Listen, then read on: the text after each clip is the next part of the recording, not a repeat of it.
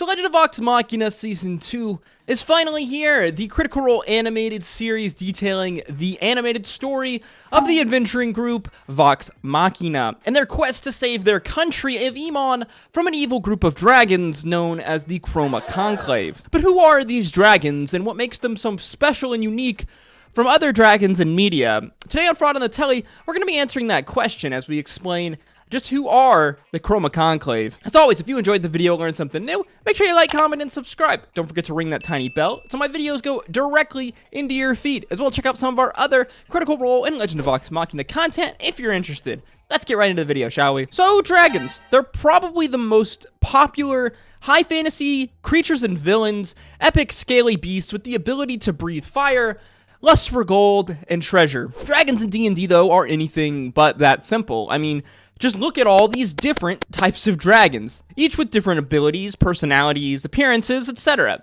So we can see dragons in D&D are quite diverse. Let's start with arguably the most important trait of a dragon in Dungeons & Dragons, its color.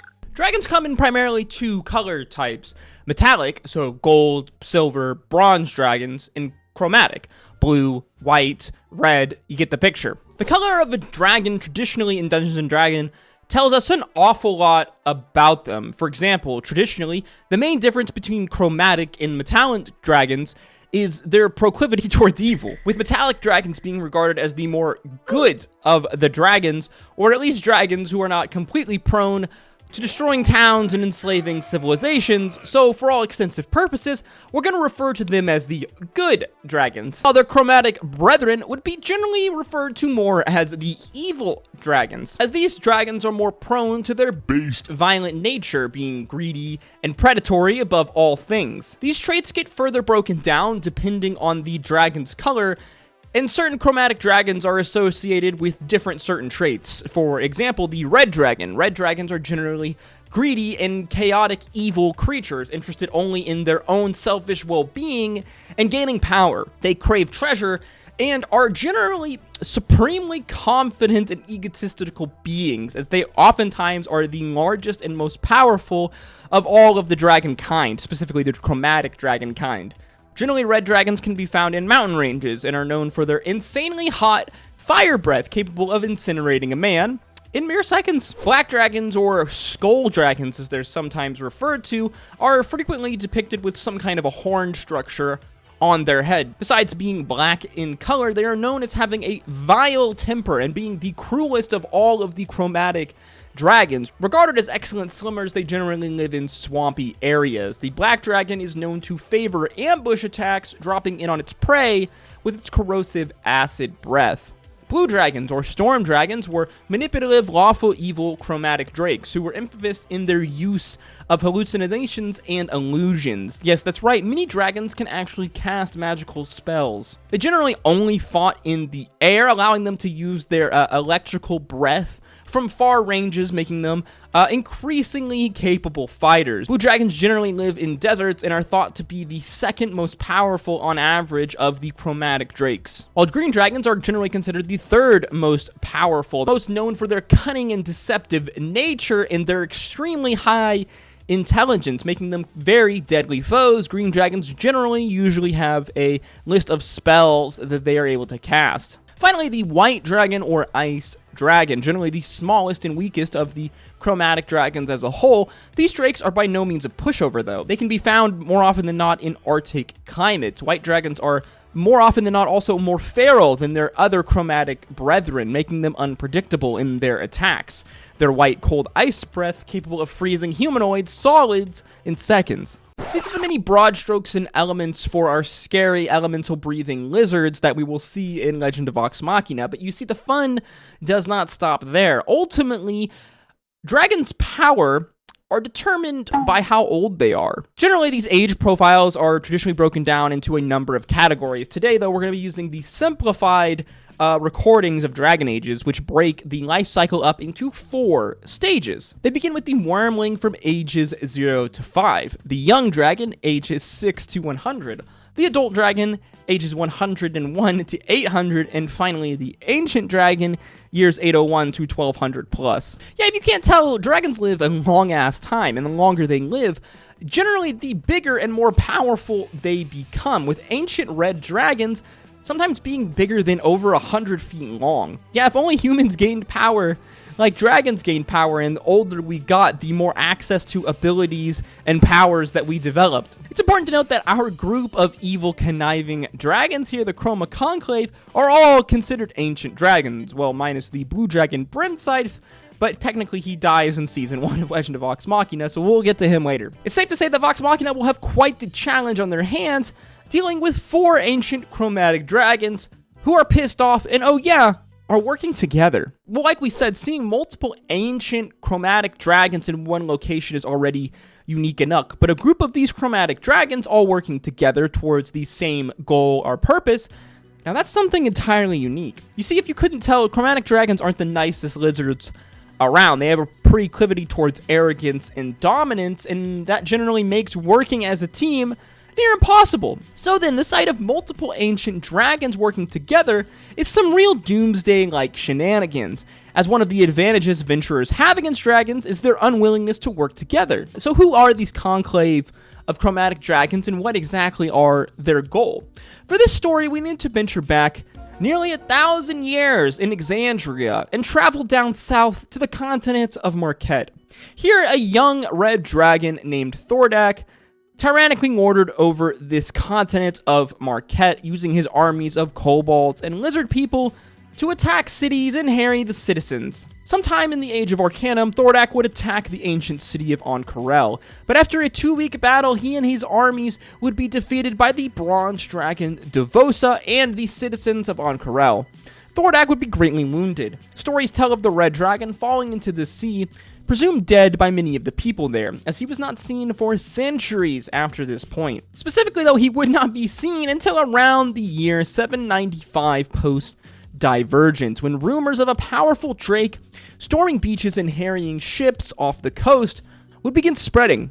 Thordak had survived his fight with Devosa, but only barely. In his weakened state, he was captured by a necromancer named Opash, who experimented on the red dragon. His experiments, though, would see Thordak grow in power and size. His thirst for power as well would continue to grow, a thirst so great that he would eventually kill his necromancer savior. The dragon would become obsessed with the necromancer's notes on lichdom and necromancy, and began to dive into the story of Guthal, the Everfed, an ancient black dragon who had cheated death by becoming a Dracolich, basically an undead dragon lich. After years of ruling on the island of Visken, Thordak, now self-dubbed the Cinder King, began to expand his territory, raiding areas near the Stormcrest Mountains. Reports of an impossibly large dragon began to reach the Tal'Dorei mainland, as several attacks had been reported, the most notable coming at the town of Byrodin, a small sleepy town which was entirely destroyed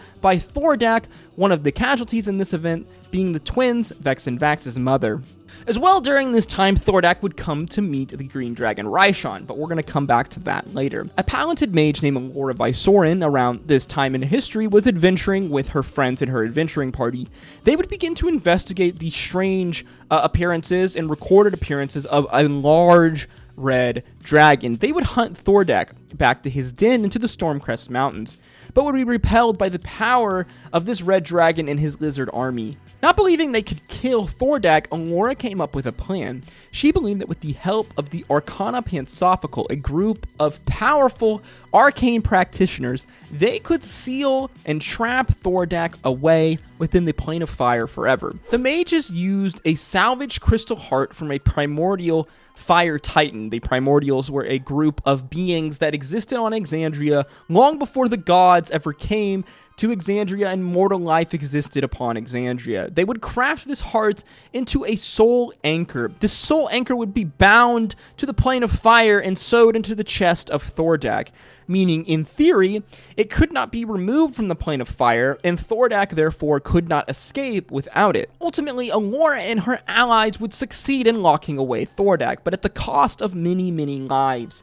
Some year later, Thordak, still trapped in the train of fire, would be approached by the ancient green dragon Raishan. You see, according to her own words, Raishan made her home in the jungles of the Riffenmost Peninsula on the southern side of the Stormcrest Mountains. Some 50-ish years before the events of the Chroma Conclave, Raishan had infiltrated and toppled a temple of Melora, the Wild Mother, that was being constructed by a high druid in this forest. As Raishan destroyed the temple, killing her followers and the head druid, she would be cursed by this druid with her final dying breath, imparting a sickness onto this ancient green dragon. Over the years, this sickness worsened, weakening Raishan and causing her not to grow to the normal size of an ancient green dragon. As the sickness worsened, the pustules and the red marks appearing more frequently upon her body, Raishan would grow obsessed in finding a cure for this sickness, as she knew that it would kill her eventually over time. Not long after this, she would meet with Thordak, the great red dragon, who had been encroaching upon her territory. A fight would rage between the two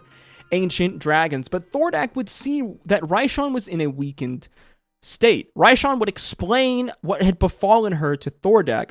Thordak would tell her that he, in his great knowledge and wisdom, had a cure for her, and that if she promised herself to him in his servitude, he would impart this cure upon her at some time. Now, you see, Raishan was a creature of deception, a powerful magic wielder, a master of illusions and disguise. She saw no lie escape Thordak's lips that day, so an agreement was struck between the two. However, Thordak would never return to her, as he would be imprisoned in the Plane of Fire. Raishan would find Thordak imprisoned here in the Plane of Fire, and a new bargain would be struck. You see, after hearing Thordak's rantings and ravings about wanting to take revenge upon the humans who had imprisoned him, Raishan came up with a plan. She would put together a conclave of ancient chromatic dragons, all aligned in their purpose to destroy and conquer the region of Tal'Dorei.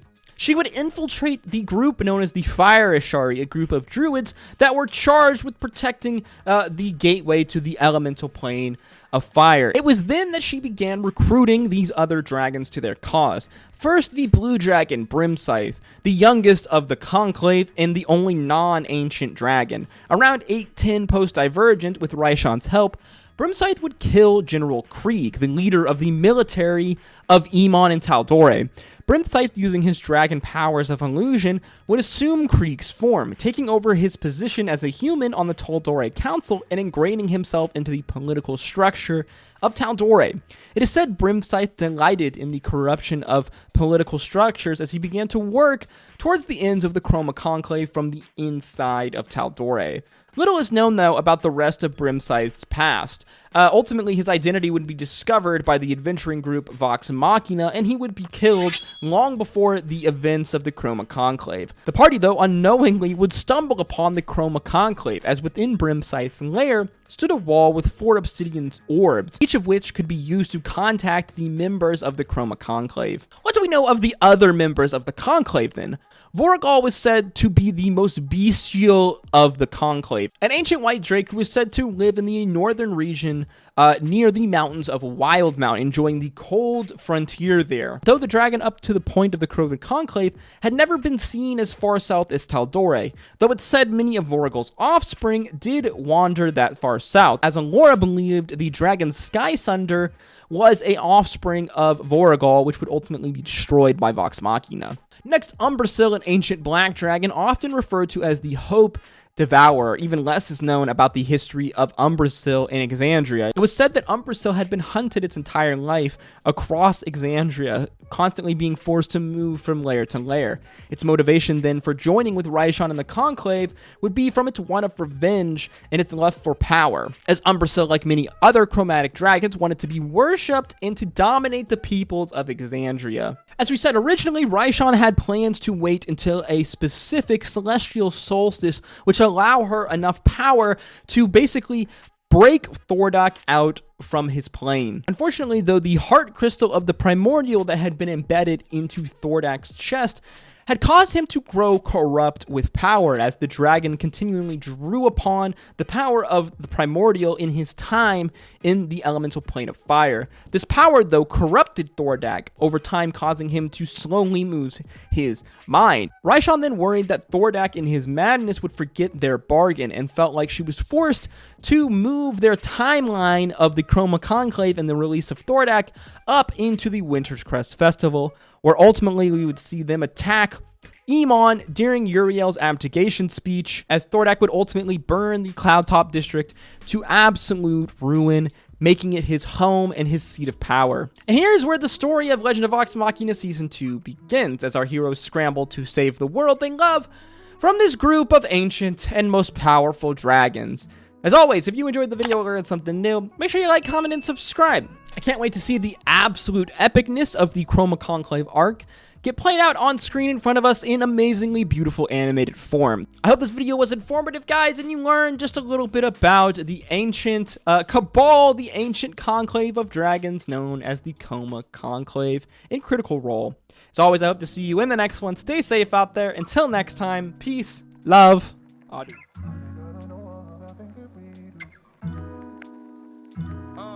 Story that might be, we wasn't supposed to happen. So much talk around us, we became numb to the yapping. It was like 05, got my license to drive. Picked you up in my pop's car, went for a ride. Couldn't no one tell us nothing, that night was ours. All the